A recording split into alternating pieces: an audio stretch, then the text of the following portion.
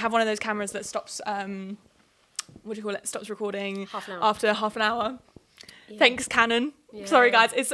I'm coming at Canon with smoke. Yep. It's on site because it's so annoying. Do you have a Canon camera? I have a Sony, which means it doesn't. Keeps going. Oh, you're living. Yeah. You are literally sliving. Wow, I forgot to do my intro. Hello, everybody. I hope you're all well.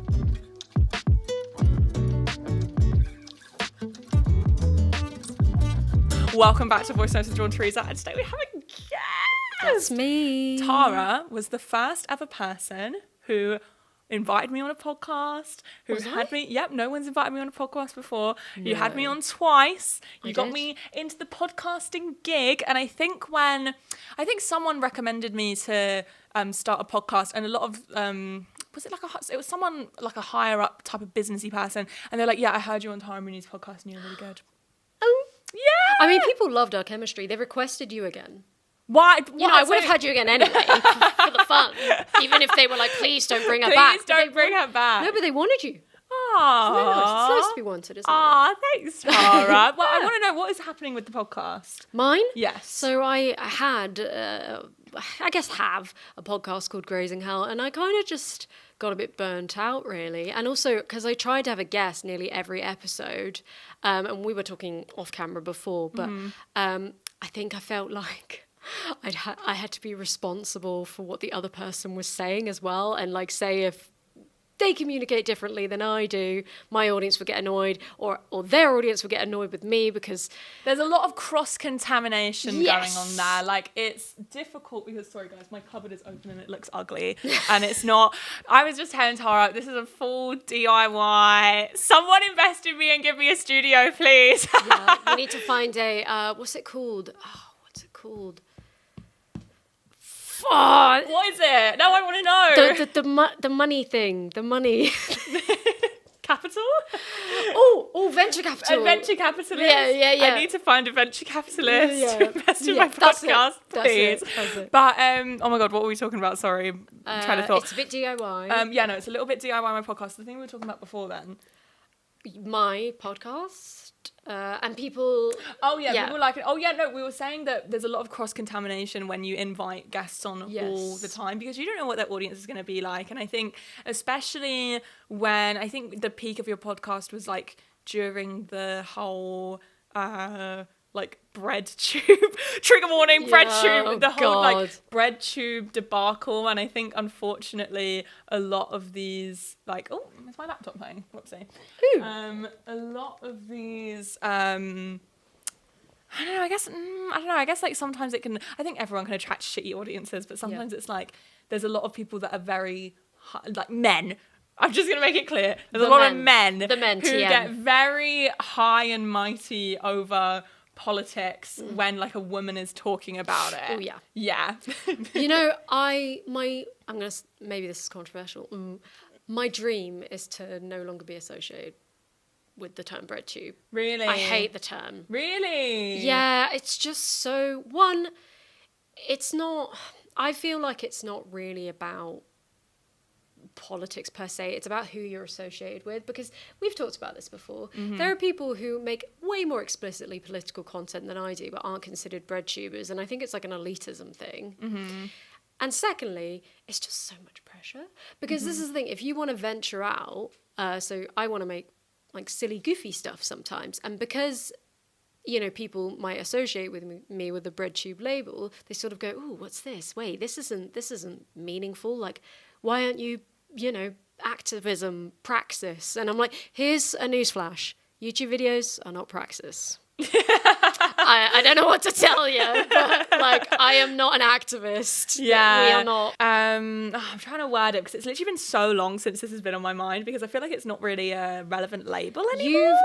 You've also very successfully sort of moved away from it, but still kept an audience and grown your audience. Yeah, see, the thing is that I had like I'd probably say it was 4 months of doing like really explicitly political videos. And unfortunately, it was really extremely time consuming. It was extremely difficult. And also, I hate to use terms like I wasn't really intelligent enough for it, but I don't think I really had the capacity to do it, like, if I'm gonna be honest. And I was making a lot less money, and obviously, like, YouTube is my job, so I then decided to veer back off into video essays, and I had my audience were preferring it, and it was easier to make these videos. I could make them more frequently, I could make more money, and also I was still talking about things which were important, and I was still talking about things which were important to me, and I don't regret doing the political videos at all. Like, it was something that I did really enjoy at the time, and I'm still very passionate about politics.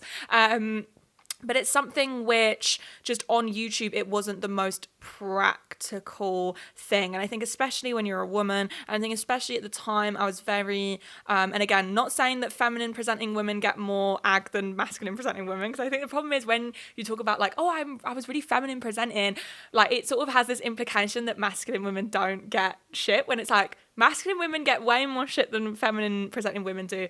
But anyways, like, I was very, very feminine presenting at the time. I was extremely young. I was 21 when I was making all these videos, and I just got so much shit. Like, and I just got called stupid, like, every single day. And, like, with peace and love, if you get called stupid every single day over, like, your videos, it does start to grate on you eventually. And I was never even considered a breadtuber. And then during the peak of, like, people talking about what is breadtube, who are breadtubers, I was literally never ever considered one. And most of you were probably one of the only women that I saw that was a video essayist who was associated with that. I wasn't.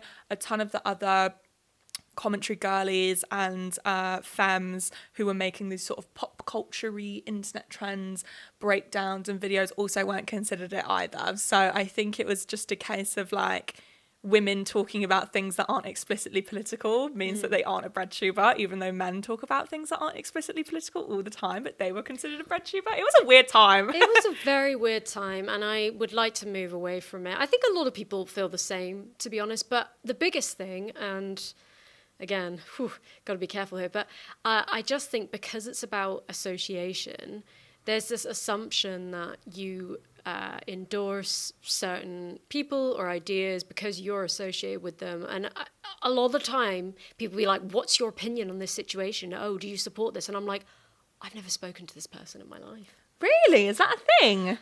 I've had that a little bit. Or, I won't name names, if I've had friends involved in drama, you know, people be like, oh, well, you're friends with this person, so that means you endorse every single thing they've said and done. And really? I'm like, no, like, they're capable, you know, I say stupid things, they say stupid things. I'm not going to agree with everything that my friends say, but it doesn't mean I'm going to cut them off. Unless it's, like, you know, a principle thing, like they're being, like, really racist bigoted, or assault someone. But if they're, like, getting involved in drama and being, you know, silly and we goofy. don't need to say our opinions on absolutely everything. I think that's something which is nice about, I always call it the commentary girly space, but it's very much like, I'd probably say it's the commentary girlies and femmes and NB's space, is that we're all, a majority of us are all mutuals with each other. Yes. We all support each other's stuff, like each other's stuff, but, like, that's basically it. Because I think I've noticed that even though we share so many, like, the commentary girlies and femmes and NBs, we share a lot of our opinions in our videos, but personally for me and what I've noticed with everyone is that usually that's where it stops. I don't see any of my peers, like, talking about things on Twitter, really talking about things on Instagram. They just, like, save it all for their videos. And I think that's what sort of makes it, I guess, more of, like, a nicer space maybe, is the fact that you aren't just dumping every single one of your thoughts on Twitter. Literally, that's I think that's what's made me feel a lot better, is that I don't really use Twitter anymore, and I just don't pay any attention to any of the sort of drama or situations that go on between creators, because honestly, you just never know the full story. I mean, obviously, again, I'm not talking about really heavy things, but like I mean, like petty, like personal, things like that, personal things. It's like I've never met either of these people, so I really can't form an opinion, you know.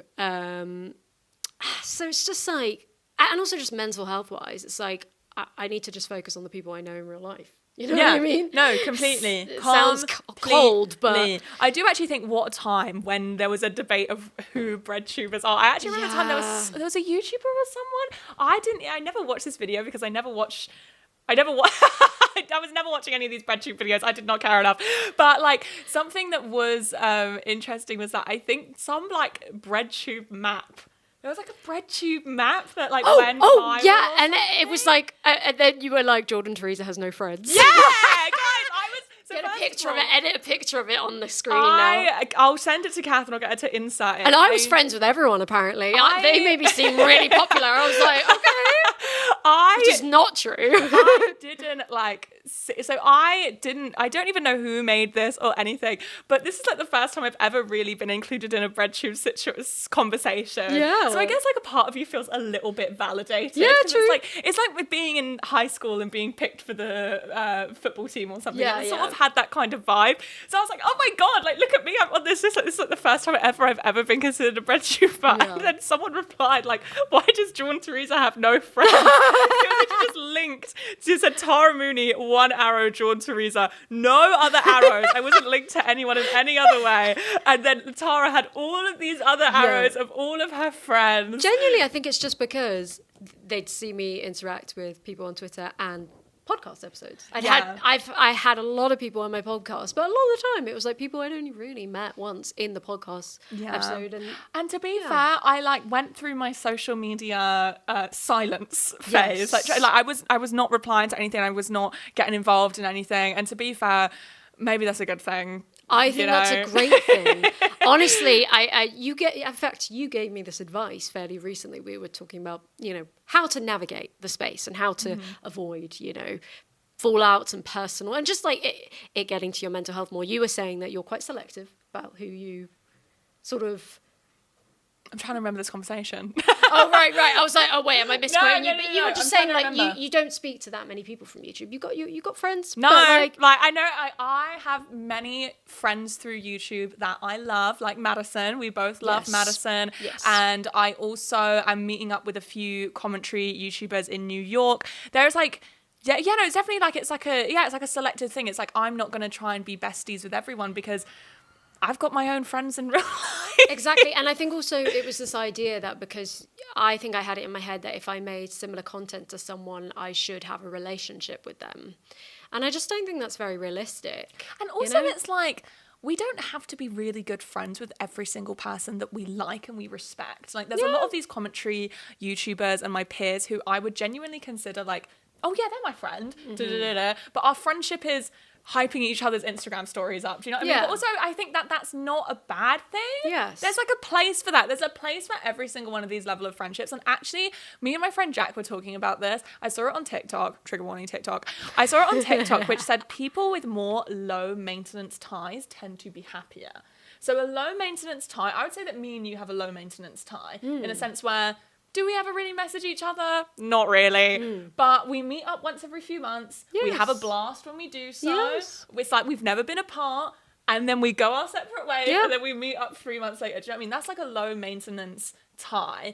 A high maintenance tie is like the tie that I have with Lem. He's my boyfriend. We spent every day together. We live together. Or maybe if I lived with a housemate who was also my best friend. That's a high maintenance tie. Okay. And like the thing is that when you have high maintenance ties with people and when you really truly get to know people at their core, you begin to find out all the things that you actually don't really like about them. And things get grating and there's tension and things like that. You can't have tension with someone that you only see every 3 months. No. Do you know what I mean? So there's like, it's basically like apparently people with more low maintenance ties are happier than people with less high maintenance ties. That actually does make a lot of sense. I think I've had this recently where I've kind of realised that maybe... there's some friends you just shouldn't hold to a particularly high standard or expect too much from and just kind of expect a bit of a fun time with. And that's it. Like, don't expect too much, like, emotional. Yeah, exactly. And support. It's like, I feel like we sort of have this thing, especially when it's like, I think someone that I follow wrote an article, I'm trying to remember who it was, I think it was Shantae, wrote an article about how when she watched Sex and the City, she felt like this sort of ache inside her that, like, she did not have this solid friendship group, like she's in Sex and the City and she has like these scatters of Your friends ride from or dies. all different friendship groups. She didn't really have like a solid group of like ride or dies, and it sort of made her feel a bit sad. And like I definitely get like that sometimes, where it's like I feel like sometimes I don't have any particularly really intimate friendships with people anymore. The only really intimate relationship I have is with my boyfriend, but like all of my other friends, I see them a few times a week, and like that's that. But also I don't think that's a bad thing. No. I don't need to have a ride or die. Do you know what I mean? I'm happier spending less time with the people that I love because there's less likely to be tension. Yeah. Do you know what I mean? Yeah, no, I do. I do know what you mean. And I think, yeah, I think it's good to spread your support network, spread your social network. Not that, the social network, but you know what I mean? Like, yes. And also, I've found if you have like one friendship group that you're really intimately involved with, it just like really limits your experiences. It's good to have people from different like backgrounds in your life and like just different. Otherwise, you just get really in your head and you're all like obsessed with the drama of that group and the happenings of that group. Yeah, I hate friendship drama. Yeah, exactly. I hate it. It's so annoying because I feel like the thing is with friendship drama is that it always lingers. Do you know what I mean? Like, I find that when me and Lem get into an argument, it's like me and Lem argue quite a lot. Well, not quite a lot. I mean, I guess we argue a fair bit because we live together and we're in a relationship. And like we will like get into a massive fight. We won't talk for like 5 hours, and then I'll be like, I'm sorry, and he'll be like, I'm sorry as well. And then we kiss and we cuddle and we make up and whatever. I feel like when you fall out with a friend and it's like you have a really big fight and it blows up, that you can't just go back to them in 5 hours and be like, I'm sorry. The forgiveness is not as present maybe, or you feel like it sort of runs around the group first before you can solve anything, and then I feel like that tension can stay, it can linger. Do you know what I mean? I do. I think hopefully there's less of that if you live with the person. And the reason I say that is because I'm moving in with two of my close friends in January. So I'm like, I kind of hope that it's more like that. Are you excited to move in with your friends? I'm very excited. I have been living alone for the past 2 years. I lived with a partner before and then we broke up and now we share my dog. Love a joint custody. Yeah. No ill will. They're great. They're lovely. But because of that, I lived alone, unplanned. And one, it's expensive, and two, it's very lonely. So fucking expensive, and also it's so lonely. Like when Lem, very much so. He's like, oh, I'm going to stay at my mum's for the night, which is like every few months. I'll be like, well, what the fuck do I do now? I'm so bored. Or like even when I spent all day cooped up in my lovely house, but I do spend all day cooped up here, and I just sort of like tap my feet away and wait until 4:30 for him to go through the door. Well, it's because our jobs have not.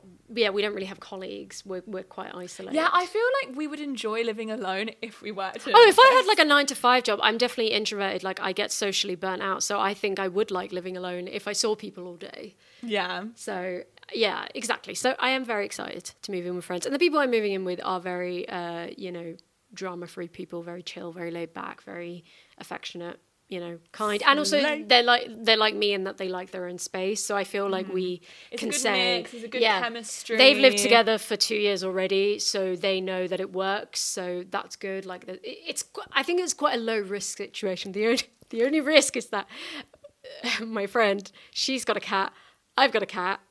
Oh my God. They have to meet up. They have to meet first. Thing is, I think they'll get along because mine's a kitten and I think he'll be amenable to it. And, Percy, my friend's cat, she likes other cats. She, I think, would like a little friend, but you just don't know. See, this is the thing. I do really want to get another cat because Bootsy she has single cat syndrome, like absolutely. And I didn't know what this was, and you explained it to me. It's this new thing. It's like a thing that apparently is like a real thing. It's a real phenomenon of when sense, no. Cats and kittens. Sorry, that's like. I feel like Boots is tapping around there somewhere. When cats and kittens grow up alone, they are just more badly behaved because they're more lonely, they're more bored, especially because Boots is a house cat. And they don't get shut down by an older cat. Yeah, exactly. She just zooms around all over the place. And honestly, I think that sometimes, like, obviously I try to play with her when I can, but also like I have a life to live, and also you're not a cat. Also, I'm not a cat, yeah. And she nibbles a lot, and she does this thing where like a thing that thing that cats with single kitten syndrome do is they bite a lot because they've never been bitten themselves. Mine does. So, are you saying I should bite my cat? Well, that's the thing. It doesn't work. Oh, I searched it. Yeah, I searched it. I searched it thinking, oh, well, I can just bite her, like do a little nibble myself. And someone was like, it's not the same sensation. So cats only learned, like Boots does not bite me a lot. She doesn't scratch a lot, but like she does it playfully. When she's playing, she'll do like a little like that, and it's extremely cute. So like maybe I'm the problem because I think it's adorable. But the problem is that they don't know the sensation of being bitten or scratched by another cat. So they don't know that, like, oh, that hurts, I'm not going to do that anymore. Yeah. Do you know what I mean? So I do want to get another cat. But first of all, I think Lem would kill me. Second of all, Lem said that if the cat was better behaved than Boots, he would end up like having a vendetta against Boots. Like, why can't you be more like your sibling? Do you know what I mean? No. And then also we could get another cat and the Boots could not get along. Yeah. And then what do? This is such a tiny flat. So like they'd be in close quarters. It would be beef. Yeah. Well, you would probably, I mean, again, I'm not an expert on cats. Mr. Ella is my first cat. I've recently rescued a cat called Mr. Ella. His name, it's very gender. He's a trans icon. Basically, he was dumped on someone's doorstep. They were like, look at this lovely little girl. Then they found balls. So hence Mr. Ella. Wait, what was I saying? Why did I go? Something about single kitten syndrome and cats not getting along. Yes. What's that got to do with Boots, though? I feel like I was going to tie in Mr. Ella with Boots. Oh, this isn't what I was going to say, but a little cute thing I've just remembered. Mr. Ella, when he plays with Siggy, my dog, Sigrid, he retracts his claws. But he fucking bites and scratches at me, no problem. Like, it's because maybe he's probably more scared of Siggy. She's going to be 5 this month. Yeah, on the 16th of October. Thing is, though, she's a tiny dog. She's an Italian greyhound, very small, very frail, and she was terrified of him when he first came home. Really? She hid for hours. Oh, I remember when I took Boots home for Christmas. Brian was not scared of her at all. Like ran up to her, and then she got fucking terrified. But he started barking like crazy. It was insane. Oh, I remember what I was going to say. So I'm not an expert on cats. I've never had cats before, Mr. Ella. I feel like when you get a second cat for Boots, you should probably get a boy, right? Because I think if you get 2 girls, that might be an issue, and same with like getting 2 boys. I could be wrong. I could be wrong. I didn't know that. I could be completely talking out my arse, but I just don't want them to shag. Well, you get one that's already.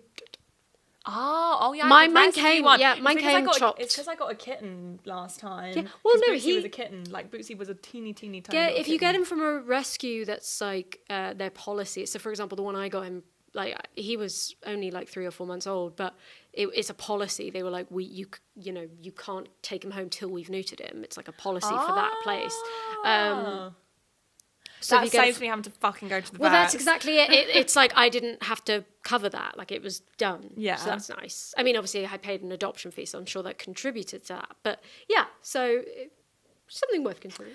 I'll think about it. Lem will definitely say no, though. But Lem doesn't want a son? No, he does not. He said the only son he wants is a human one. That's what he said, yeah. Well, not that anytime soon, I'm literally like, no, thank you. Yeah. Not right now. No. But shall we I'd like to warm the vocal cords up a little bit, go on. is to do TV show I'm watching, book I'm reading, song I'm listening to. Okay. Yeah? Do you want to go first? No, you go first. Okay, TV show I'm watching is, I said this in my last episode, so this feels quite repetitive, but me and Lem are watching The Walking Dead at the moment. We are rewatching it. It's interesting to rewatch back because it was my favourite TV show. And they changed the showrunners between season 2 and season 3. And season 3 has like such an incredible... No, there's... Oh my God. Never mind, I can't remember.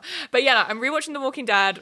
I'm on season 3. It's a banger. Lem was hating it at season 2. He was like, this show's so bad. Like, it's... Because basically they went from 6 episodes to 14. So they had to basically just... Someone who was used to doing 6 episodes. They drag it out a bit. 14 episodes. Yeah. And it all took place in the same place. Like, it just wasn't very interesting. But season 3 is really good.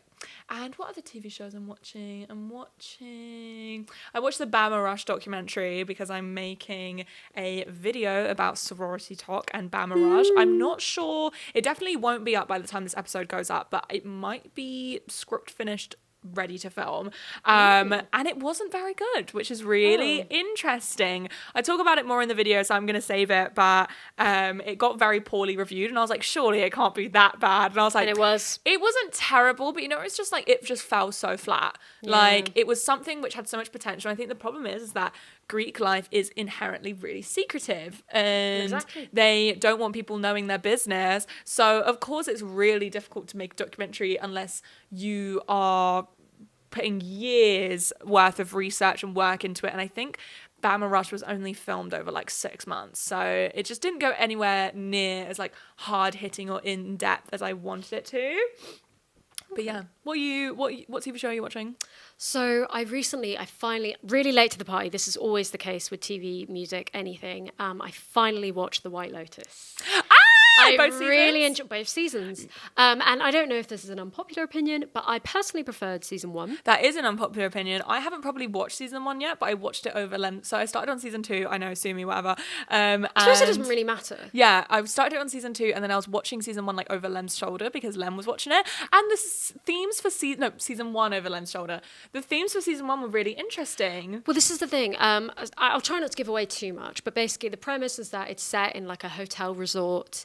And it sounds like a bit of a nothing burger, but it's basically just people on holiday, but like it's about all their interpersonal relationships, and it's just like really interesting. Yeah. The first season is set at a resort in Hawaii, so it's got all these themes about classism and colonialism, which I find really interesting. The second season is set in Sicily. So, you know, it's still really good, don't get me wrong. I mean, the cast is amazing in season 2. They've got Aubrey Plaza, for fuck's sake, and she's awesome in it. So, like, it is still really good. I just think season 1...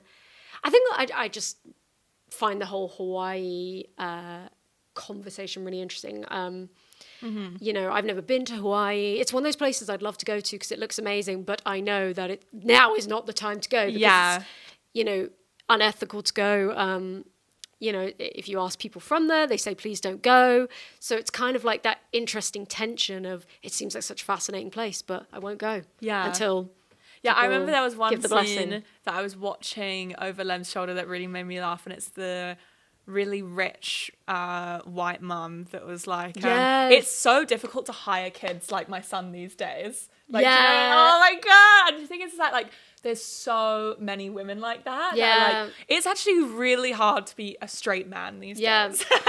Exactly. Yeah. So, but weirdly, the character of the son is less annoying than her. It's like he seemed, or at least this is my interpretation of his character, he didn't use the whole like, oh, it's hard for me being like... No, not at all. He wasn't like that at all. It was his parents who were trying to like baby him in that way, and he didn't want that, which I thought was really interesting. Yeah, and it's totally like the son experience. Do you know what I mean? Like, because I mean, I'm not a son, but like, I imagine with peace and love to my mum coddles my brother so much. Like, I didn't know you had a brother. Yes, I have a brother. Oh, I have a younger brother. He's 18. Oh my God, I thought you just had a sister. No, I have 2 sisters, 1 brother. Did you not know this? No, sorry, my bad. Yeah, no, I have an older sister, a younger brother, and a younger sister. For some reason, I only knew about your baby sister. Yeah, to be fair, I haven't seen my older sister and my younger brother and my younger sister in fucking forever. Yeah. But I can't remember what I was saying. Your brother, son. Yeah, no, my brother is the baby of he's the youngest boy as well, so he's like the baby of the family, and yeah, he gets coddled so much by my mum. I mean, there's the whole thing of like boy mums and I think mums and sons. Have you made a video about boy mums, or did you put up a poll saying you were going to make a video about it? I was toying with the idea. Salem Tova posted a poll saying she wanted to make a video about it. But would you make a video about boy mums? Maybe one day. I think I would tie it in with the whole topic of maybe like masculinity. So that's something like, again, we're talking about research because it's like a heavier topic in that, you know, gender. My sorority video, I am reading dissertations, like actual, and dissertations are difficult to read because people just be putting long words in there. Do you know what I mean? So it's not like reading a nice Refinery 29 article exactly. and having everything broken down really simply for you. You have to like write it down and then Google the definitions and like say it over and over again to try and, but to be fair, when you understand what they're saying and you're like, oh yeah, I'm smart too. This is hitting. Speaking of, what are you reading? I am reading Swimming in the Dark, which is a queer romance book set in Poland during the Soviet Union. Ooh. I actually didn't know anything about the Soviet Union before. Very on theme, but my camera cut out and I didn't see where it cut out. But basically in the next clip, I'm talking about how the second book I'm reading is The Other Pandemic, which is all about QAnon by James Ball. And in this next clip, I'm talking about online radicalization. God knows where it cut me off there, Canon. I will start scrapping you. But we were talking about online radicalization and how I find it a little bit sad. And like my sympathy is limited at times because I think a lot of online radicalization when it comes to like QAnon and when it comes to like Andrew Tate and things like that, so much of it is confirmation bias. Yeah. You had those thoughts anyway, and Yeah. then you just found people that reaffirmed them and have sort of radicalized your thoughts even further. Like you sort of had these thoughts of, you know, it could have started out with, oh, I'd never ever wife up a girl that has more than 10 bodies or something like that, or has like a higher body count of 5 or something like that. And then you watch an Andrew Tate video where he's calling women dumb and whatever, and they or have like to be virgins and all that. And they have to be virgins and all this, and then you just end up in. And the thing is, the algorithm feeds it through. When you like one video, you get recommended more and more and more, and your views get more and more extreme. You know, it's a confirmation bias. So my sympathy is pretty limited, but then also I read in the books, but also there's someone that I follow on TikTok whose mum basically like fell into like the QAnon hole, and it's sad. Like it's sad. Like it's like you have to grieve family members. I mean, and also like it incites real life violence. Obviously every like nearly every mass shooting in the US has been linked to the incel movement, but also related to QAnon, a dad killed his 2 daughters, 2 children daughters, because he thought they had serpent DNA, like things like that, where it incites real world violence. So it's like, sure, I have limited empathy sometimes when it comes to this radicalization, but also, you know, it's sad because people are losing their family members over it, and it's inciting real life violence, and I don't think that it's taken particularly seriously as No, it's seen as an be. internet thing. Yeah, it is, because old people don't know how the fucking internet works, and they don't know how algorithms work, and they don't know how dangerous algorithms can be. And I know that people love going on their whole free speech tirade and all of this, but when algorithms are radicalizing very young boys, something needs to be done. Someone needs to step in and like start taking this seriously. And I actually said it in my last episode, but you know, terrorism is being committed, but you know, the public and the government don't see it as terrorism because they have really Islamophobic ideas of what terrorism is and stuff like that. They see it as like one guy having a mental health crisis. Yeah, they just see it as like he's having a mental health crisis, and you know, the only way to prevent these things is if we go to the actual root of it. And a lot of this root, I mean, obviously a lot of the root is like being raised in a misogynistic society, and you know, that is what is creating boys to be like this because it's confirmation bias. But also a lot of the root is these algorithms and this and unregulated internet use and misinformation, forums, misinformation, like things like that is just absolutely fucking bonkers, basically. Do you want to hear a funny example of radicalization? Not that it's ever fun. Well, this is quite funny. So my friend, she was talking about her boyfriend knew this guy from school who basically ended up being like radicalized and became like anti-medical establishment and anti-vax or whatever because he had really hot legs and couldn't get a doctor to take him seriously or to be like helping him with it. And that he was like, oh, no one will help me, so I don't believe in doctors. Oh, so now I don't believe in the system, and they're all like out to get me or whatever. And my friends and I were talking about it, and I was like, I mean, I get really hot feet. I get really hot feet too. Yeah. And then my friend, the other friend who was there, who's a doctor, was like, yeah, that sounds like restless leg syndrome. What's that? I thought it was a made-up thing, but restless leg syndrome, I think it's some kind of like nerve thing in your legs, and it can make them feel really hot and tingly. So she was like, yeah, it might be that. And I was like, oh, so that guy. And she was like, yeah, it sounds like, yeah, restless leg syndrome. I mean, I can't say because, and now he'll never know because he will never go to the doctors again. Yeah, but I did find that a little bit funny because I was just like, wait, I have hot legs and I'm not committing terrorism. I get really hot feet at night. I often have to put them on a fan. Really? That's how hot my feet get. Oh my God, to be fair, that sounds like hell. I have really cold feet. Lem hates it. Well, this is the thing. They get really cold before bed, but then as soon as I try and sleep, they get boiling hot. What was the other question? You have reading. Song I'm listening to. Song. My song I've been listening to a lot is Hits Different by Taylor Swift. And I don't listen to Taylor Swift that That's much. fair, that's fair. It's about, shocker, it's about not being over your ex. She does have a few songs like that. But yeah, so I've been listening to that a lot. It's a good song. And yeah. Nice. What about you? What's your song? I am listening to, what's it called? It's a song from, have you seen the film Jerry Maguire? No. It is the best film I've ever watched in my life. It's a classic. I've never seen it before. I've never heard of it. All I know is that I tend to not really watch films with Tom Cruise in them. I just don't really like him that much. He's a Scientologist. He has. I mean, it's not even necessarily to do with his ethics. It's more just to do with I'm not a huge fan of his performances. Like, I'm not. He's not a brilliant actor. You know, Mission Impossible stuff. Yeah, I've been listening. So I watched Jerry Maguire, and they played this song, "The Wrong Come Up" by LV.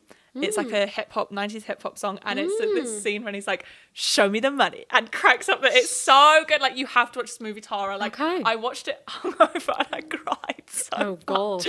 Okay. I cried happy tears. Like, I was just like, well, God. that sounds good. So it's so good. Highly recommend. Like, Lem forced me to watch it, and he texted his mum like, "Me and Jordan are watching Jerry Maguire," and his mum replied, "Perfect movie." Oh. But yeah. So I've written a list. Oh my God, I put my list so far away. You submitted for questions. Yeah, just like topics to talk about. Okay, nice. Things like that. So I've never received so many questions about the cow. TM, the cow TM. Do you want to share any exclusive scoop here with the cow lore, maybe? Where the idea of the cow maybe came from? If she is an idea, she's actually real. So, where you guys met. So, she is not here today. She's a flake. Yeah, she's a bit of a flake. Don't tell her I said that. She's the flakiest person I know, with peace and love. The cow is so flaky. She's such a flaky person. No, I mean, she's the one who started the channel, and she was like, "Do you want to get on board?" And I was like, "Sure." And then I ended up being the only one who actually turned up to the videos. She does edit them, to be fair. Queen. I've got a co-editor who is a person from Brazil. Does she not show up to the editing sessions either? You know, she's busy. She's booked and busy, you know? Does she have any other jobs? Not that I know of. I don't know if she pays her taxes, to be honest. Queen, she's off the... Yeah. She's off the... oh my God, what's the thing called when you're off the grid? She's off the grid. Oh, she's definitely off the grid. She's definitely off the grid. Nomadic existence. Mm-hmm. Yeah, she's definitely one of those. Queen. We don't live together, so I don't keep track of Is she moving in with you in January? No. Classic. No. She's so flaky. I know. Hopefully she'll visit. Fingers crossed. Yeah. I was wondering, speaking of the cow, is what is going on with your YouTube at the moment? You know, we touched a little bit on it earlier, but how are you feeling about it? What content are you thinking of doing? Are you feeling inspired? Are you feeling a bit flat? Are you I think something which is really interesting is that I find when I go through flat phases with YouTube, it's because I'm not actually consuming any YouTube videos, really. So I don't really have anything to inspire me. What are your thoughts? So yeah, I haven't been consuming that much, and I'm not just saying this to be nice, but I've been rewatching a lot of your stuff lately because I think I've seen your trajectory, and it's kind of where I want to go in that I want to not necessarily make super duper explicitly political content because it's been really burning me out and I feel like it's not making a difference. That's the depressing part. That's the depressing part, is that sometimes you get so much more ag for it that you're literally like, oh, great. And you're not really changing minds, and you know. I'd rather like go out into the world and actually do groundwork than make a video about it. Exactly. So, you know, so I want to make things more about like weird little you know, subcultures, internet culture, law, you know, things that are lighter, because that's something I miss about my old videos. When I look at my first few videos, I think there was a lot more joy and comedy, and I think that's because the stakes were lower. Like it wasn't my living. You can poke, like when I was talking about bloody blueberry milk nails and fucking tomato girl summer, you can poke fun at it because it's all so dumb. Yeah, exactly. Like, but also it's like, the good thing is about, and I find that I think that the commentary girlies and femmes and envies, we're on the sort of advantage in this way because there is so much to work with these pop culture topics, and people are interested in them, because it's like, yeah, sure, I can poke holes at like, what the fuck is Tomato Girl Summer, but also I can link it to maybe this wider problem of a lack of identity due to capitalism and consumerism, and the fact that products are constantly trying to catch our attention. Like, what do we actually like? Yeah. Do you know what I mean? Like, you can link it to things like that. It's a lot of fun, and there's a lot to work with. And that's what occupies your brain space most of the day, right? We can't, I mean, unless you're someone who literally is an activist and whatever, but it's not like I sit all day thinking about like internet politics stuff. It's like I think about, you know, stuff like, you know, putting on your makeup and all that. That's like the stuff you do, right? And what you wear, your fashion, what kind of culture you consume, films, like that's the everyday reality. Yeah. And I think that's what I enjoy about, you know, like yours, Mina Lay's videos. I think I've been really getting into fashion content. I love clothes, but I've never considered myself like a fashion person. Like I don't know a lot about it, or I've been learning more through like Mina Lay, through Carolina. Oh, you know, she's Polish. I don't want to butcher her last name, but she does all these amazing like historical fashion videos. You know the one I mean. Can you send those to me? Yeah. I feel like you'll recognise her when I show you. Yeah, probably. We'll put the name on screen. And sort of, I think some of that is because like my inner N-log, not like other girls, always shied away from that, because I was like, oh, you know, is it predictable if I'm into those things? And I was like, you know what? I fucking love clothes.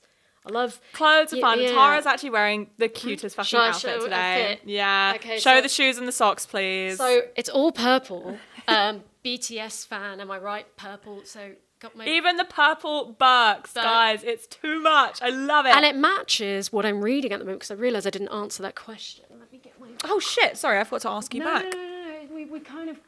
You know, we had a lot to talk about. Oh my god, sorry. So that is actually. I'm reading this book. On BTS, got hair in my mouth. On BTS, Lenica Cruz. It's like a, you know, The Atlantic, the publication. I really like their stuff. It's like a bunch of short like essays by her, it's basically all her articles about BTS, and she's like a woman in her, I want to say early 30s, who has never really been into boy bands, but has like gone down the BTS rabbit hole. Really? And I relate to that. And I am ARMY, but I wouldn't say I'm like a hardcore stan in that. I don't know all their albums, that kind of thing, but I really like BTS. That's what I say. And I relate to that in that I never really had a boy band. I liked Busted, but like I wasn't like a directional, whatever they're called. Generational gap. You liked exactly. Busted? Yeah. I know. I'm old. I am technically a millennial. But that's something, it's all about BTS. And like, this is the kind of stuff that interests me, because I'm like, it's important because it's about identity and like, you know, all this, you know, it ties into all that stuff. But I think, I don't know, so for example, making videos about like incels, like we were just talking about that earlier, stuff like that, I'm just like... It's a lot. It's a lot, and it apparently unfortunately, it attracts a really horrible crowd. I think I've just recently stopped getting hate comments from this person who was commenting hate comments, the same bunch of hate comments on different accounts for 3 years he was doing it for. Wow, not that long. No, he was doing it for time. He very recently stopped. I think he got a job. Woohoo! I think he must have sought employment. Or he died. But yeah, no, like I literally, and you know what, it wasn't even like they would come a few days after it, like I'm talking the minute I uploaded the video, he would spam it with notifications. Hate comments about how I'm a misandrist, which I'm like, first of all, you're correct. So, like I'm a misandrist, and just all these really like vile, horrible things he would leave comments about. And yeah, no, recently he stopped, but he found my channel through one of my videos about politics. And and unfortunately, it attracts really horrible people like that. And sometimes you just have to put your mental health first. And it's like, just because I talk about more trivial things now doesn't mean trivial. Just because I talk about slightly more trivial things now doesn't mean that I still can't relate it to wider issues about feminism or consumerism or race, things like that. I mean, it's, you know, we live in a society. Yeah. Oh my God. Groundbreaking. We live in a society, so that means that all these things are always going to be interlinked in some way. And personally, I find it, to me, more interesting to talk about something like, I mean, my new video, you know, I'm going to be talking about like Bama Rush on TikTok, but there's a whole of things to talk about, like an iceberg of things to talk about. And I find it more interesting for me personally, as someone who's like Gen Z pop culture girly, how I can start out with this tiny thing such as OOTD videos on Bama Rush talk, all the way to performative femininity and misogyny and racism within sororities. Guess the year that Alabama sororities integrated. Oh no. Was it like 70s? 2013. Fuck off. Yes. Fuck off. Yes. Like, it's so fucking bad. It's so fucking bad. Like, I could not believe my eyes when I read it. No. 2013. Yeah. That's so terrifying. Things like that, where there's it seems extremely trivial, but there's so much that's like some meat real to shit. it. Stuff like that where I'm just like, I have a friend who, Elizabeth McCafferty, sorry, I forgot her surname for a sec. She is an amazing journalist in that she, again, explores things that seem really silly, but they goes really underneath the surface. So, for example, she recently went to a gravy fight festival where people like go... you know how like people do like mud fighting? They do that bit in like gravy. That sounds like my worst fucking nightmare. Grim. But like that sounds disgusting. She finds all these weird subcultures and just I bet there's got to be, let me guess, there's misogyny within the gravy fighting community or something like that. Yeah. And it's just like she just finds weird shit like that, and I'm like, this is so, I don't know, it's just, yeah. So you want to do more stuff like that? Yeah, just more kind of... Can you give us any hints apart from the Oxford Circus candy stores? I want to work out where the whole horse girl thing came from. I love jokes about horse girls. When did it start though? I feel like it was a very modern day, like it's sort of horse girl jokes remind me of, you know, those Twitter accounts like Dory, Common White Girl. Yes. Do you remember those? That's what horse girl jokes remind me of. I don't think horse girl jokes are really that popular anymore. I think it's just like everyone went to school. I think the thing is, what makes horse girl jokes quite funny is that, pardon me, everyone went to school with a horse girl. Oh yeah. Everyone went to school with a horse girl, and it's fun. Like, and if you were homeschooled, you were a horse girl. Yeah, and it's just funny because it's like, I think, like, obviously I'm glad that people are passionate about horses and stuff, but it is funny to see someone post on their Facebook, like, Happy Valentine's Day to my rock, you are everything, I wouldn't be anything without you, and it's a picture of a horse. That's just funny. Like, sorry, it's funny. But yeah, like, it's just hilarious. Yeah. Peace and love to the horse girls, though. Maybe there's something about, like, why are girls so attracted to horses? Because I've never really seen a horse guy apart from jockeys. And also I would argue, and I'll get into this more in the video, but I would argue that I think it's a bit like the Karen phenomenon, where you can get male Karens, but I feel like they don't have their own name. I feel like if a guy is like a horse guy, he's a horse girl. Like, do you know what I mean? I think it's like a genderless thing, like a male Karen. I know they have come up with other names for it, like a Kevin or whatever, but it just doesn't count. Kevin's not hit. It's a male Karen. I guess the best thing for a Karen is a gammon. Yeah. Like, Yeah. because I hear the word, like, gammon is used a lot, but I feel like Gammon's quite an English thing, though. I don't gammon think is a very Americans- English thing. Americans don't know what a gammon is. If you Yeah. don't know what a gammon is, for anyone that's Piers listening, Morgan. it's basically like Piers Morgan is. So basically, it's like white guys who, when they get really angry, they turn extremely red and they look like gammon. And a lot of the time, they get very angry over Vegan sausage rolls, Black Lives Matter, pronouns, and then they have the sort of same 5 jokes on repeat, and they usually absolutely love Ricky Gervais or something like that. I identify as an attack helicopter. Oh my god, do you remember when Ben Shapiro tweeted some joke about pronouns and genders Mother's Day? and how many genders there are? No, it was like, oh wait, no, it was about that. Because he does the Mother's Day thing every year. And then someone replied like, you all have the same jokes. And then someone replied like, we have the same jokes as you do genders. And he was like, that's the same joke. Like, you know what I mean? Like, it's just so like, yawn. I think it's more original material. Yeah, also it's like, that doesn't make sense because your joke is that we have loads of genders, whereas you have one joke. Yeah. So it doesn't make sense. It doesn't make any sense at all. Even the joke fell flat about the genders. Oh, yawn, boring. But so give us some hints. So we got Obs, Circles, Horse Girl. Anything else? Anything that you're floating around with that you're thinking of? I mean, this is a bit more explicitly political, but this year and last year I visited the March for Life rally in London. And I think that'll with be... peace and love, you are a better person than I am, because I would rather die. Yeah, well, this is the that. thing. Again, go in more detail in the video. I don't want to go on and on, but last year I went with my friend Tom and he filmed me, and it was not very hostile. Like, they didn't seem that bothered. People were very nice to talk to. They would let us talk to them, and it was mostly pro-life people. It was quite big. Whereas this year, there was like a sizable counter-protest, which is good. We like that. However, I think it made the atmosphere more tense, and they were a lot more hostile and didn't want to talk to us. And I actually find it crazy that there's pro-life protests in the UK. Well, I feel like it's extremely rare over here. Like, it's not like in the, like, people don't, I mean, I don't know, maybe I'm ignorant. I don't see people camping outside of abortion clinics and holding signs like they do in the US. It's not as socially acceptable here. There is a subculture there. You know what? My friend made a really good point.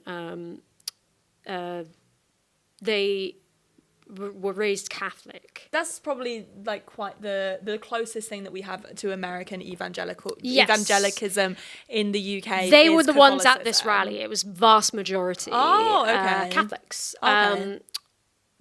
So it was very Catholic present, very high population density of priests, a lot of young Catholics, like young Catholic women and all that malarkey. I do find it so interesting. So I was thinking about, I remember a couple of years ago when they basically banned abortion in the US.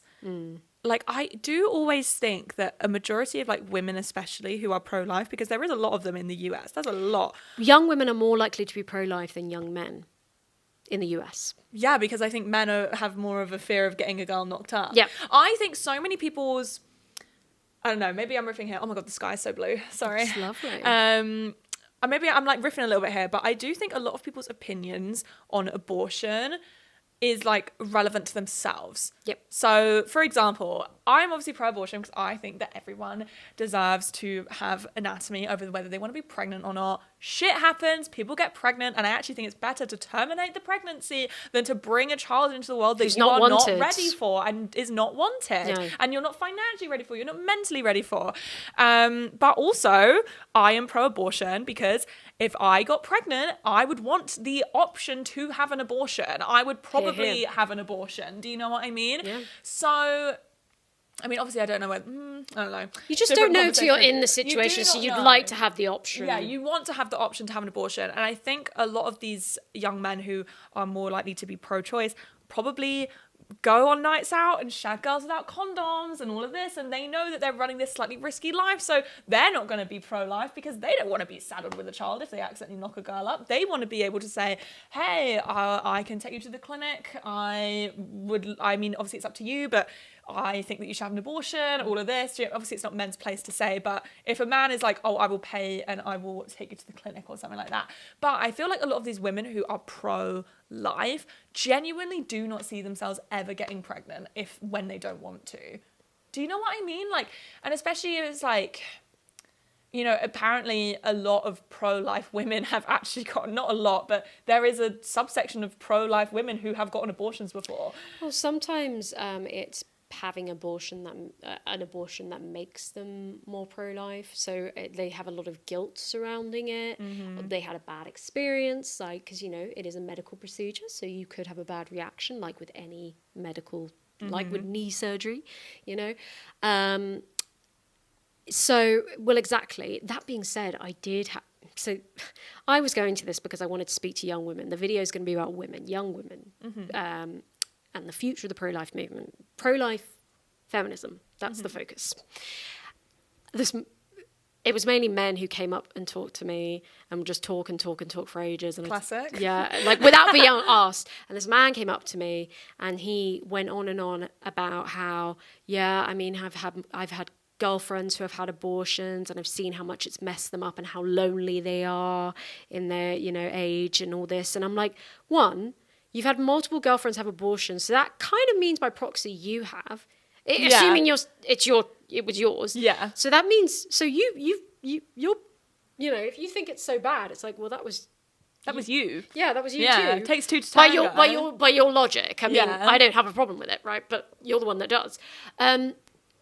But it was funny because he was like, yeah, they're so lonely and upset, implying that, like, they need to have children to be fulfilled. But also this idea that, like, your loneliness will be cured with a child just is not true. That's not healthy. A child does not cure your loneliness. No. A child, if anything, can make you feel more lonely. It's not a good reason. It's not fair to put that on a child to be like, I want to be loved, therefore I'm going to have a child to fill that hole. That's really not fair on a child. That's a selfish reason to have a child. But it was just funny because he was saying that, and I was just thinking, like, maybe the reason they felt so lonely or upset is because they weren't supported in the situation. Maybe, like, I'm like, whose decision was it? Yeah. What was their experience? Were they made to feel guilty after? Also, are they pro-life afterwards, or is it just you? Well, I asked him that. That's the thing. I said to him, like, do you think they identify as pro-life? I don't know where that cut off, but we were talking about this idea of what you were saying about this guy coming up to you at a pro-life rally saying, well, the girlfriends that I've had didn't seem very happy to have an abortion, so that means I am pro-life. And I'm just like, I don't think anyone is ever happy to have an abortion. No, it's a medical procedure. It's a medical procedure. I don't like going to the dentist, but you got to do it sometimes. It's, you know, to some people... Not to trivialise abortion. For some people, but, it's not an emotional thing. For some people, it is a very emotional thing. But it doesn't, you know, getting a tumour removed... Hello! Sorry, Lem's out of the window.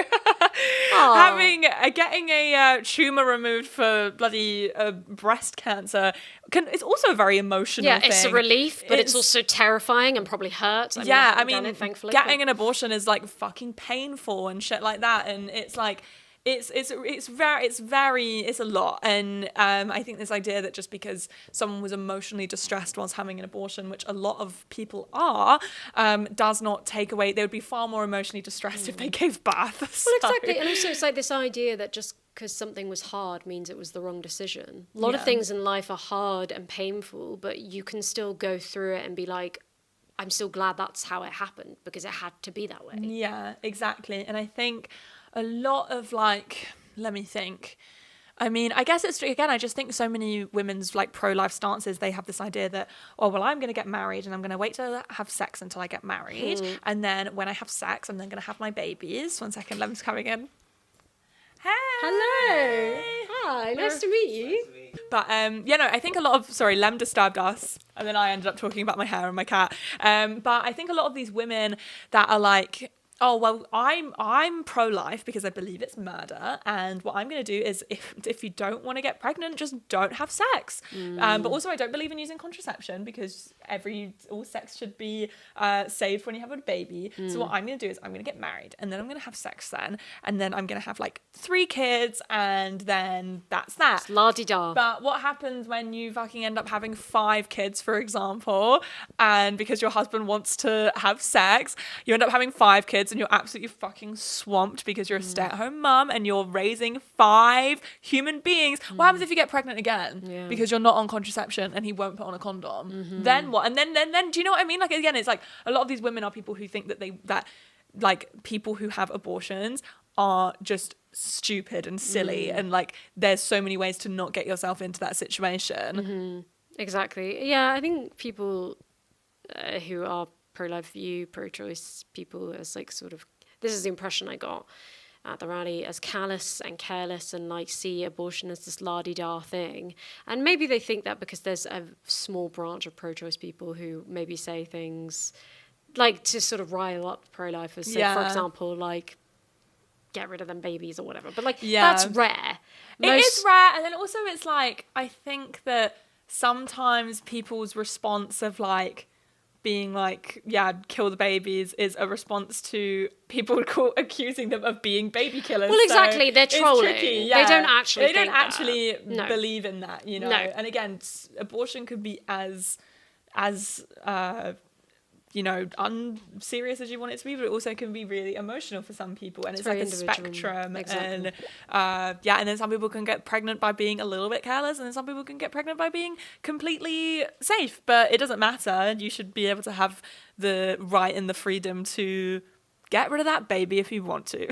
Yeah, well, exactly. So that was, the second time round, it was much more emotionally taxing, you know, and I found it a lot more stressful. The first time I was a lot more impartial. I mean, I've always been pro-choice, but I think the first time I just nothing they said really bothered me. I just kind of let it roll off my back. I was like, yeah, I mean, I don't agree, but whatever. Whereas this year I found it a lot more emotional and found myself getting a lot more frustrated and irritated. Yeah, I could never put myself in like, you know, this whole like, I hate this whole like, oh, you should debate me. Yeah. Debate me. That was literally what it was like this year. With peace and love. I have better things to do. And also it's just like, I don't want to put myself in a situation with people who don't have the same morals with me as me, who don't agree with me. And then like, what's the kicker about trying to debate these people who like are so against everything you are for? Is that like, even if like you take them down and like you line up all your arguments, they'll still just call you stupid. Yeah, like, even if you have all the research backing you. Yeah, they don't care. They're not looking. Yeah, no, because they don't want to change their minds. It's not about the facts. It's not about, you know, it's not being about right. the facts. It's just about like your own. I think so much of like right-wingism is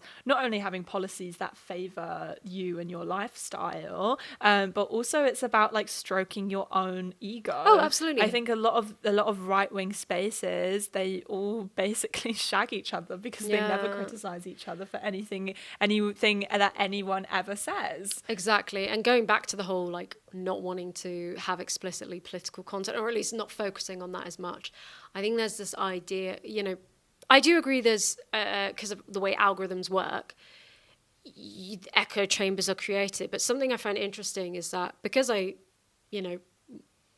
YouTube is a good way of delivering your videos to people that will like them, right? So I get, you know, I've had comments being like, oh, well, it's just an echo chamber, you know, all this, you don't speak to anyone with different opinions. And it's like, that could not be more wrong. Like, one of the reasons I am the way I am is because I grew up around not the most liberal people, put it like that. And I'm exhausted from it. Maybe I don't want to talk to people with different opinions than me. Yeah. Maybe I don't want to talk to people whose opinions are I shouldn't be allowed to have an abortion. Right. Or maybe I shouldn't. On big things. Yeah, or maybe I shouldn't want to, obviously like little things, whatever, but like, or like very like sort of little political specifics and things like that. But maybe I don't want to talk to people whose opinions are constantly, oh, well, what if it was the other way round? What if it was the other way round? Or people that are sort of obsessed with like, I don't know whether vindicating themselves is the right word. Look at Lem creeping around. But, you know, like people that are like, are like obsessed with like women being the real abusers and obsessed with focusing on these real freak incidences of women inciting mass violence or being abusers or, you know, doing horrible things. Well, like their entire lives are dedicated to trying to find horrible women, which is like a real small rarity. I remember I was talking to my therapist about it. I can't remember what we were talking about, like Russell Brand and all of that. And then he went, you know what the kicker is, Jordan? It's always men.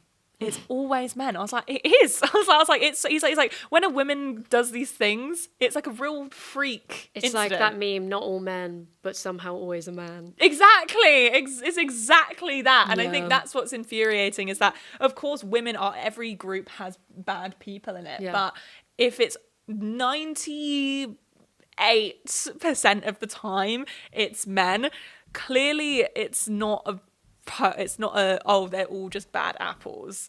Clearly it's there's a problem with the way that we are raising men. Socializing. Yeah, exactly. and socializing men. Yeah. Exactly. So Yeah. What else have I got written down? Sorry, we go on so many tangents, me and you. Yeah, I know. We go on so many We're tangents. just talking to women. They just yak. So something which I thought was really interesting actually was that someone asked me, if you were a YouTuber, if you weren't a YouTuber, what would you be doing? Ooh. I think this is a really good one. No one ever really asks you that. So before I was a YouTuber, I was a photographer. And I really liked it. However, I don't think I would actually go back to that. Oh, wow. Just like meh, not fulfilling. Yeah, I mean, I liked it, but I don't think it was my be all end all. I mean, it's something creative for sure. I've recently started getting into pottery. Oh, fun. Yeah, and I think I don't know what, but I feel like it'll be something creative and yeah, something maybe related to like art or literature or something. I studied English literature.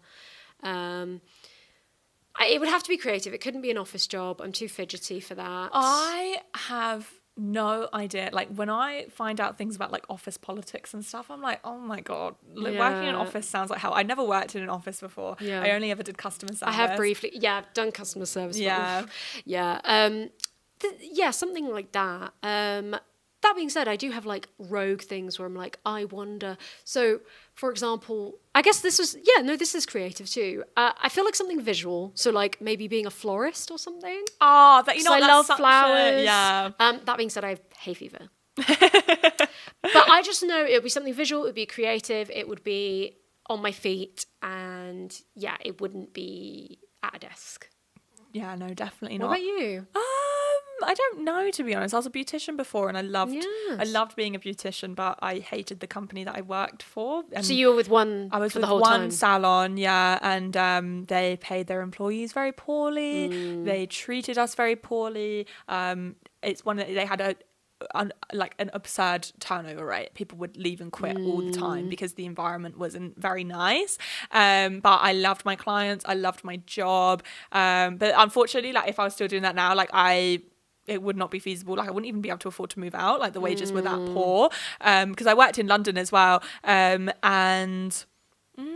mean, I guess I could maybe try and do freelancing. Maybe I was freelancing before, but again, it's just one of those things where I'm like, it was a job, but I did enjoy it. I don't know. I wanted to become a midwife for a while, but I didn't want to go to uni. Yeah. Yeah, but maybe that, I don't know. Yeah, again, it's one of those things where I'm like, thank God I landed to my job because I had no direction in my life before. This is the thing. I think it's, I'm very open to the idea of not knowing what I'm going to do after this and not knowing where my life's going to go. Because sometimes you just you discover new passions. Someone else wanted to know, what are your opinions on the state of modern dating? As someone who is, you're a dater, you like to date. Well, do you like to date? Not so much anymore. I'm not dating at the moment. Put it like that. Yeah. I'm in a hibernation mode right now. Yeah, because I'm obsessed with leaning out of the camera. Yeah. I've never been more out of the loop. I did the whole apps thing for a while and it really burned me out. And I don't know if I'd go back to it. I think... I mean, this is how I feel at this moment in time. That could change. I think at this moment, I would rather just enjoy being single and maybe bump into someone in life than go through the apps thing again. It was... Really? Were the apps really that bad? What about the time that you met me and Tara? So I was at a barbecue in Clapham and I was talking to this guy. I won't name him, but I was talking to this guy. He was so nice. An American. American. And I was telling him about my YouTube, and he was like, oh, I went on a date with a YouTuber. And I was like, oh, really? What did she do? And then he said she does videos about feminism and like, and I was actually like, wait a minute. I was like, did you go on a date with me? Like, it was so weird. He was describing the content, and I was actually like, that's exactly like my videos. And then I was like, what's her name? And then I realized who it was, and then I searched, I was like, oh, that's her. And then he was like, yeah, that is her. It was Tara. It was so funny. I'm literally like, what? And you know, I saw him in Finsbury Park the other day. No. Yeah, it was him and his friend walked past, and his friend waved at me, and I didn't recognize the friend, so I just thought a random man was waving at me. Oh, no. And I literally just went, hi. And then I saw him next to him. I was like, oh! I was just like, hey! Like, it was so weird. So he's not included. He was very nice. Yeah. I was just saying to Jordan earlier, I didn't mean to, but I kind of ended up ghosting him because my bathroom ceiling fell in. In my defense, my bathroom ceiling collapsed on me. Remember when Tara Mooney's bathroom ceiling collapsed? Literally, I'm not even saying this for comedic effect. I was in the shower, my bathroom ceiling collapsed on me. While I was showering, I was cold, naked, and scared. And there was chunks of ceiling at my feet. Oh, it was a trauma. It was like experiencing my own birth again. It was terrifying. That would be my worst nightmare. It was terrifying. I would hate to have to move. And do you know what they said to me, Jordan? What? When they were doing an assessment for the ceiling, they went, oh yeah, we should probably test it for asbestos. Not you huffing asbestos. I don't know. I followed up on it. I emailed them like, so, was there asbestos? They didn't reply. Oh, classic. Was it for a letting agent? I have so many angry feelings about letting agents. I hate them. I hate them so much. My letting agent that I rent this flat through are so useless. Like, sometimes I literally think like, I very rarely feel empathy for landlords, as we know, but I do think my landlord's probably paying like, what, 30% of the rent to these people? And they're useless! First of all, my landlord tried to blame, we had this blocked pipe problem where we didn't have access for a shower twice for like over a week. It was horrendous. Don't worry, I showered at my friend's house. I wasn't stinky, but it was awful. And they just like wouldn't reply to me because it was like over the Christmas time, and I rang the emergency number and they were like, you'd have to pay for the plumber. I was like, this isn't my fucking fault. Like, my pipe is blocked. Yeah. And then the landlord tried to blame us and say like, oh, you need to get like a sink thingy because apparently it was our hair, when it was like deep in the pipe. Like, it was not our hair. Oh my God. It was genuinely infuriating. But yeah, and the letting agents were just absolutely useless. The time we tried to fix a shelf, they'd spend ages sending someone over. The time that they nearly let themselves in without permission, that was fun. Yep. Yeah. I have a story for you, but I have to tell you off camera, involving like the most evil letting agent experience. I can't share it on here, unfortunately. I've got another story to tell, which I can say on camera. So basically, I had this situation where this person was coming in, sorting out the boiler, something like that, like some mandatory check. He came in, sorted it out. I was home alone. I was all by myself. So he was like, all right, I'm going now, bye, and shut the front door. He then tried to come back in without knocking, and I went, hello? And I answered the door. I was like, are you all right? Did you leave something? He was like, oh, can I wash my hands? And I was like, yeah, sure, that's fine. Let him in, washed his hands. He then started flitting around the door a little bit. He was acting really weird. Like, guys, I have had tradesmen in my house all the time. I grew up around tradesmen as well. All of the men in my family work in trade. Like, I know how trade... It was just shifty. It was shifty behaviour. And then he then leaves again. And then I'm like blow drying my hair. And I hear him going, hello, hello, hello, hello. So bear in mind, it had been 5 minutes. He then stayed in the porch of my house for 5 minutes, still hadn't left. And then I'm like, hello. And he's like, I need to go in and check something. And I was like, check what? And he was like, something. And it was just, it was just like the alarms were going off in my brain. And I just said to him, I was like, I'm not letting you back in. I'm in a meeting right now. You're going to have to come back tomorrow when my boyfriend's in. And he was like, no, like started getting really frustrated that I wouldn't let him back in. And then I just said to him, I was like, just go away. Like, I do not have time for you to come back in right now. I'm in a meeting. And at this point I was like shaking because it was just really nerve-wracking. Yeah. And then I ended up calling the letting agents, and I ended up saying like, I actually have like a massive complaint to make. make. I was like, I don't know whether, like, again, it could have just been a misunderstanding or something like that. But like, I want to know, did he actually have something to check? Was there something that he stopped missing? And then the woman on the other side of the phone was so fucking patronizing. She was literally just like, well, you see, Jordan, sometimes when tradesmen come round, they do something and they go back to their van and they have a fiddle around and they realize they've forgotten something. But they can explain so then that. They come back. And why can you just say that? I was like, first of all, he tried to re-enter my flat twice without fucking knocking. And second of all, he didn't even say what was wrong. So can you not sit here and be patronizing and tell me that that's not scary as a woman living on my own? Like, I was by myself, my boyfriend wasn't in. Like, what is wrong with you? Oh my God. Like, after this, I have a story. And it was just so infuriating. She, again, didn't apologize, was just extremely patronizing. And I think if me and Lem end up moving out of this flat one day, I am going to send an email to the landlord and say, by the way, that letting agent are awful. And like, I just hate them. I hate them. Yeah. What else have we got here? Oh my God. So I have a creepy man story. Oh, tell me. It's not to do with a letting agent, but it's to do with... And I want to preface this by saying that with hindsight, I don't think his intention was to scare me, but he ended up freaking me out. Was this the guy that asked for your YouTube channel at the door? Yeah. So I had a Sainsbury's delivery guy and he saw my YouTube plaque and he went, oh, I see you have a YouTube plaque. And I was like, yeah. And he went, oh, what's your channel name? And, you know, sometimes people ask that and I feel like they're just saying it to make small talk. Yeah.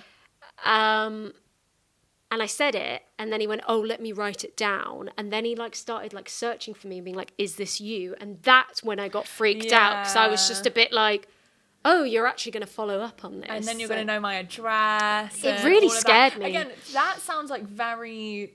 like unintentional. But I'm sure he didn't. Men can be a little bit haphazard like that, where they don't realise, because they don't know what it's like to like live alone as a woman, and then suddenly someone that you know knows your They don't understand like the everyday dangers that we go through, and that unfortunately, and this is the thing, we go back to, we spoke about this earlier, but the idea of not all men, it's like, yeah, I know, but also it's like men don't understand what it's like to navigate the world. I don't know that. I can't know that. Yeah. Until if you are one of those, it will be too late by the time I find out. Yeah, and it did actually turn out that the guy who tried to get back in, he did actually forget to do something with the boiler, and like, but he should have communicated it better. Fucking safe than sorry. Yeah. Better safe than sorry, because that was like one of the, I mean, I've had a few times like that, but you know when you have one of those moments where you're like, I could get murdered. Yeah. Like, it was one of those where I was like, I have no idea and I'm fucking terrified. I'd rather offend someone than end up dead.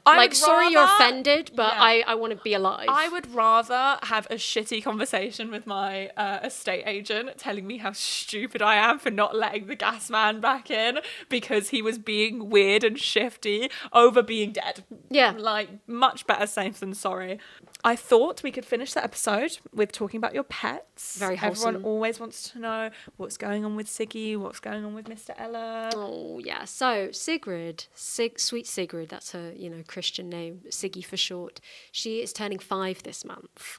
I co-parent her with my ex. So yeah, Siggy is thriving. She's wonderful. I have to say, since the pandemic, she's become a lot less social. She used to be a lot... I think some of it is that she's not a puppy anymore, but she's a lot more introverted. She's very picky about her dogs. Like, she only really is interested in, like, other sight hounds. She's an Italian greyhound, so she likes whippets. She's a bit scared of greyhounds. Like, big dogs she's quite scared of.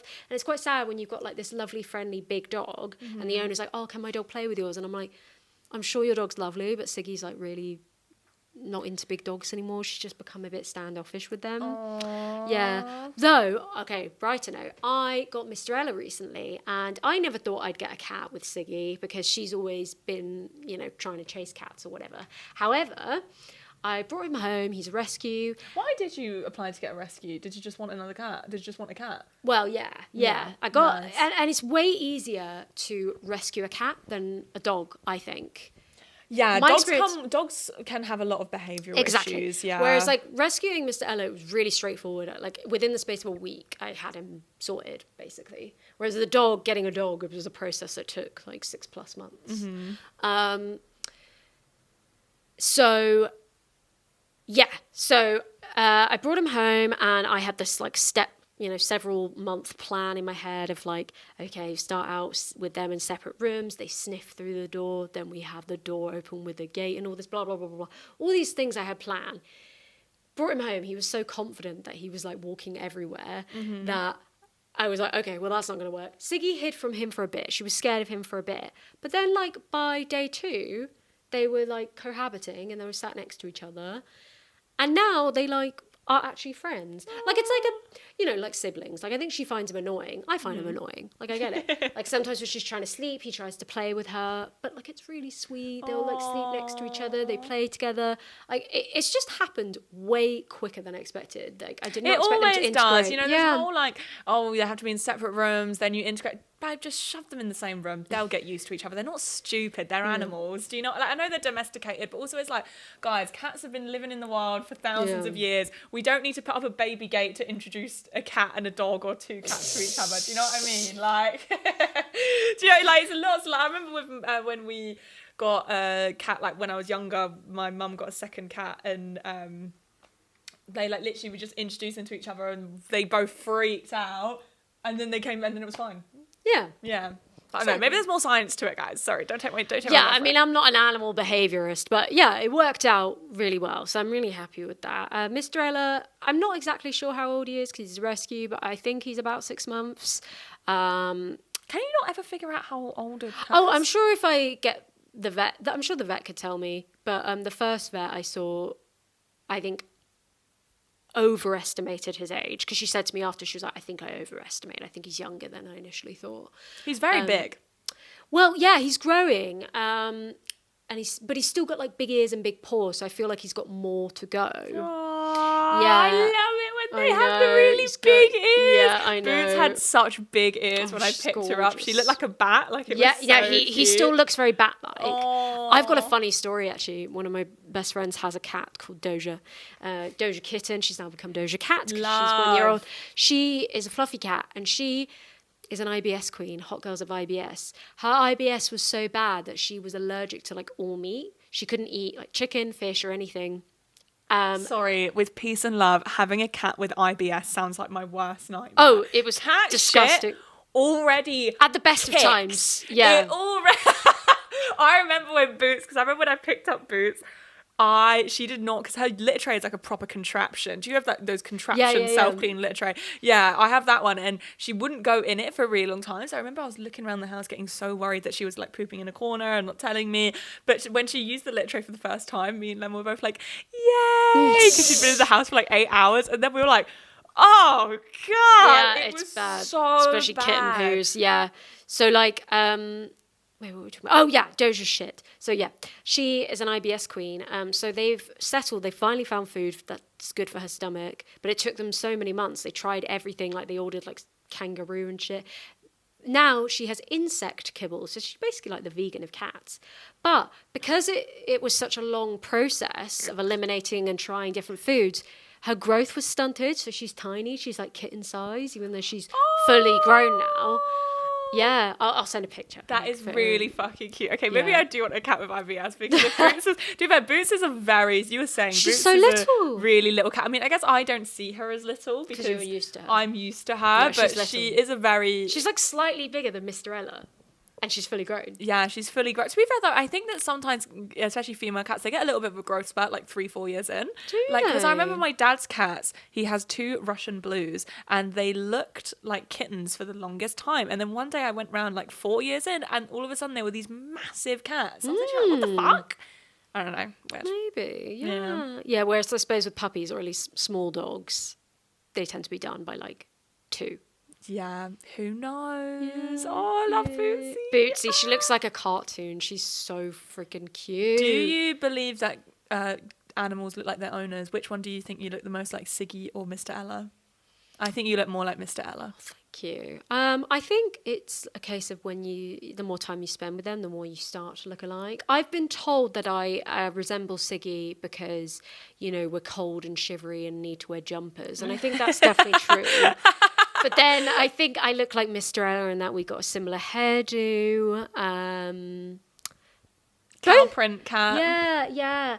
that was an accident as well. Like, I think people think because of my branding, I specifically opted for a cow print cat. No, it was complete fate. Like, I applied for a different cat.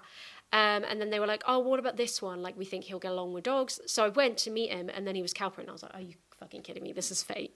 This is literally fate. But yeah, Siggy and I think we have similar temperaments. You know, she's a sensitive queen. I'm a sensitive queen.